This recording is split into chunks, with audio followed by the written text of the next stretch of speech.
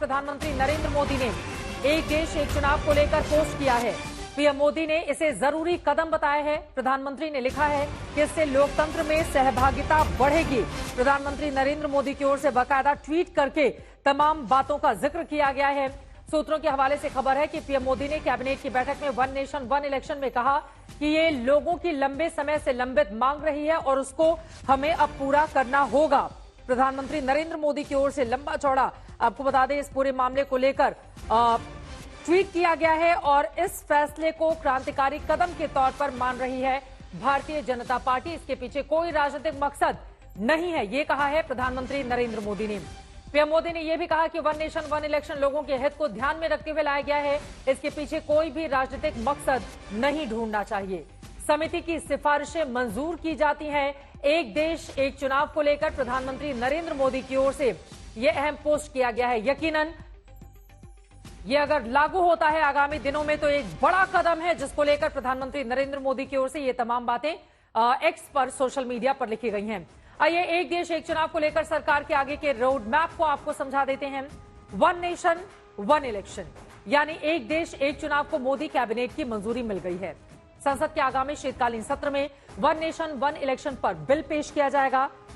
रामनाथ कोविंद की अध्यक्षता वाली समिति की रिपोर्ट में पूरे देश में एक साथ लोकसभा और विधानसभा चुनाव कराने की सिफारिश की गई है। इसके साथ ही लोकसभा और विधानसभा चुनाव कराए जाने के 100 दिनों के भीतर ही निकाय चुनाव कराए जाने की भी वकालत की गई है। कमेटी की ओर से जो सिफारिश की गई है उसमें सभी राज्य विधानसभाओं का कार्यकाल अगले लोकसभा चुनाव यानी कि 2029 तक बढ़ाए जाने की भी बात कही गई है। हंग असेंबली यानी किसी को बहुमत नहीं होने और नो कॉन्फिडेंस मोशन होने पर बाकी 5 साल के कार्यकाल के लिए नए सिरे से चुनाव कराए जा सकते हैं। चुनाव आयोग लोकसभा विधानसभा स्थानीय निकाय चुनावों के लिए राज्य चुनाव अधिकारियों के परामर्श से सिंगल वोटर लिस्ट और वोटर आईडी कार्ड तैयार करेगा। समिति ने एक देश एक चुनाव पर रिपोर्ट तैयार करने के लिए 62 सियासी दलों से राय ली थी। इन राजनीतिक दलों में से 32 ने समर्थन, 15 ने विरोध और 15 ने इस पर जवाब देने से इनकार कर दिया था। जेडीयू ने जहां बिल का समर्थन किया तो वहीं चंद्रबाबू नायडू की पार्टी ने मामले में अपनी राय नहीं दी। और इतना ही नहीं, मायावती ने भी इसका समर्थन किया है, हालांकि पहले वो इसके विरोध में थी। अब एक देश एक चुनाव पर सियासी घमासान भी तेज हो गया है। जहां सरकार इसके फायदे गिना रही है तो विपक्ष के पास विरोध की लंबी फहरिस्त है।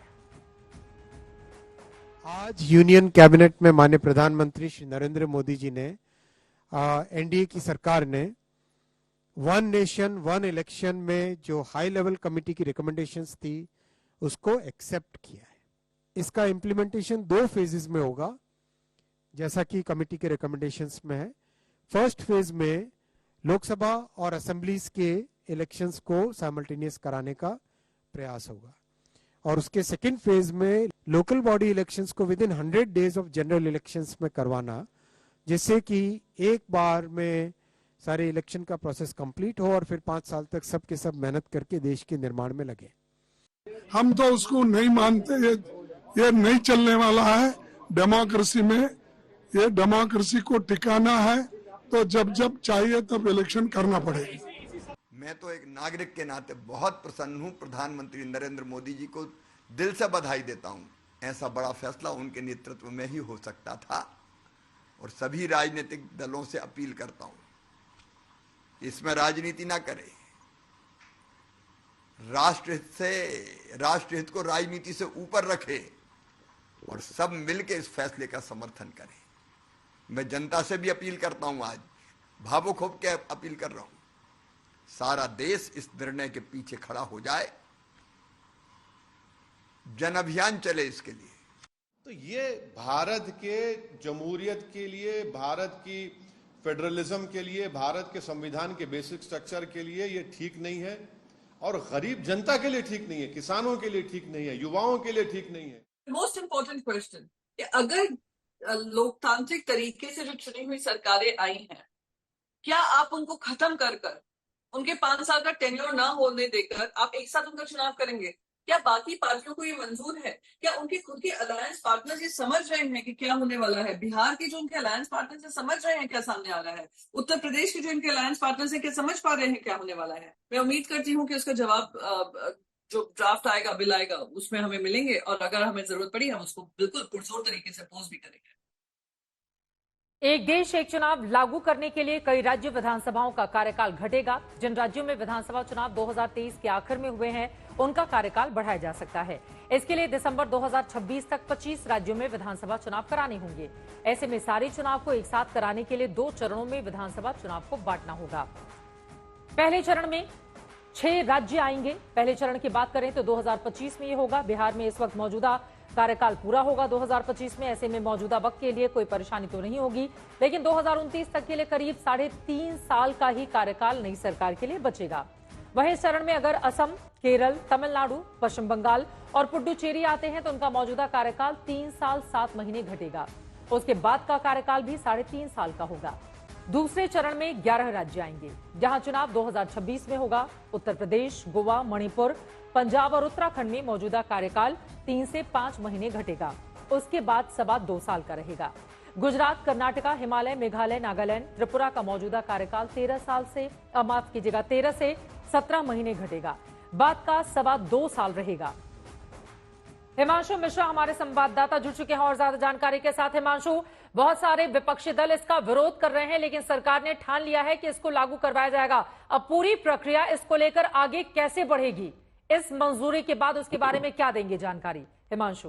देखिए, बिल्कुल अंजना, क्योंकि अगर ये बिल अभी तो कंसल्टेशन के लिए लेके जाएगा देश भर के अंदर जो गैर सरकारी संस्थाएं हैं, यूनिवर्सिटीज हैं, इंटेलेक्चुअल्स हैं, उनके बीच में डिस्कशंस होंगे और वहां से जो सजेशंस आएंगे वो एक बार फिर से सरकार उन पर पुनर्विचार करेगी और कैबिनेट के लिए बिल तैयार होगा। और उसके बाद जब कैबिनेट में जो ये बिल लाया जाएगा, उसके बाद संसद के दोनों सदनों से इसको क्योंकि ये कॉन्स्टिट्यूशनल अमेंडमेंट होगा, तो इसके लिए आपको 2/3 मेजोरिटी चाहिए होगी, जो सदन के अंदर 50% से ज्यादा सांसदों की मौजूदगी के लिए चाहिए होगी, दोनों ही सदनों। और यहाँ पर सरकार को कुछ मुश्किलें जरूर आ सकती हैं।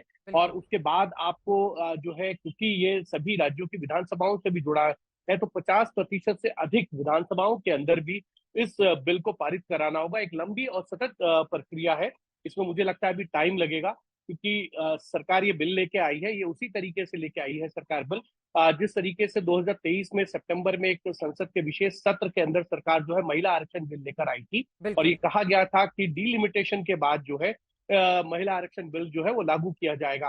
तो डिलिमिटेशन से पहले जो है सेंसस से के बाद डिलिमिटेशन और उसके बाद जो है महिला आरक्षण बिल को लागू किया जाएगा। तो एक तरीके से, क्योंकि अभी अगर आप देखेंगे तो 2 राज्यों के विधानसभा चुनाव तो अभी चल रहे हैं और नवंबर में 2 राज्यों के विधानसभा चुनाव होने, उसके बाद दिल्ली के विधानसभा चुनाव, तो उसके लिए सरकार को कहीं ना कहीं ये देखना होगा। और साथ में एक चीज पर सरकार का और फोकस होगा, जिसका सवाल का जवाब जो है विपक्ष भी मांग रहा है, कि अब जो सरकारें हैं वो गठबंधन की सरकारें हैं। चाहे आप केंद्र में गठबंधन की सरकार है, क्योंकि मोदी सरकार के पास भी जो है वो पूर्ण बहुमत नहीं है, उनका भी गठबंधन के जो सहयोगी है उनके सहयोग से वो सरकार चला रहे हैं, यानी मैजिक नंबर। और कई राज्यों में इस तरीके की सिचुएशंस आती हैं कि आपको गठबंधन की ही सरकार बनाने पड़ती है, नंबर किसी के पास नहीं होते।